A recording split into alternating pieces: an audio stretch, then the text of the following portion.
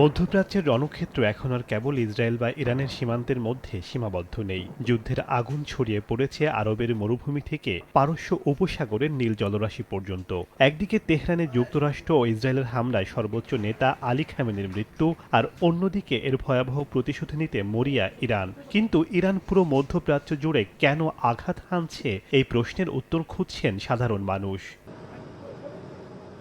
মধ্যপ্রাচ্যের প্রায় প্রতিটি দেশেই যুক্তরাষ্ট্রের শক্তিশালী সামরিক ঘাঁটি বা উপস্থিতি রয়েছে। কাতার, কুয়েত, বাহরাইন কিংবা সংযুক্ত আরব আমিরাত সবখানেই ছড়িয়ে আছে মার্কিন সেনা ও অত্যাধুনিক প্রতিরক্ষা ব্যবস্থা। ইরান যখনই ইসরায়েলকে লক্ষ্য করে ড্রোন বা ব্যালিস্টিক ক্ষেপণাস্ত্র ছোড়ে, এই মার্কিন ঘাঁটিগুলোই তখন ঢাল হয়ে দাঁড়ায়। আকাশপথেই ধ্বংস করে দেয়া হয় ইরানি অস্ত্র। তাই ইসরায়েলকে আঘাত করতে তেহরান এখন রণকৌশল বদলে আগে এই আঞ্চলিক ঢাল বা মার্কিন ঘাঁটিগুলোকে তছনছ করার চেষ্টা করছে।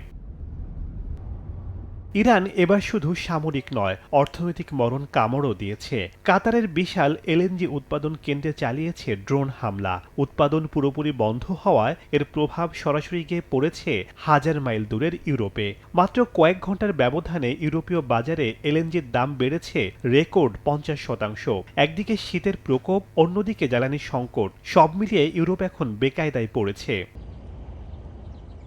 মধ্যপ্রাচ্যের তেল গ্যাস ক্ষেত্র থেকে শুরু করে বড় বড় বাণিজ্যিক প্রতিষ্ঠানে যুক্তরাষ্ট্রের বিশাল বিনিয়োগ রয়েছে। ইরান বেছে বেছে সেই সব প্রতিষ্ঠানে আঘাত হানছে যেখানে ট্রাম্পের দেশের স্বার্থ জড়িত। এর মাধ্যমে তেহরান ওয়াশিংটনকেই বার্তা দিচ্ছে যে তাদের তেল রপ্তানি বা শাসন ব্যবস্থা ধ্বংসের চেষ্টা করা হলে তারা যুক্তরাষ্ট্রের গড়ে তোলা আঞ্চলিক অর্থনৈতিক সাম্রাজ্য ধূলিসাৎ করে দেবে।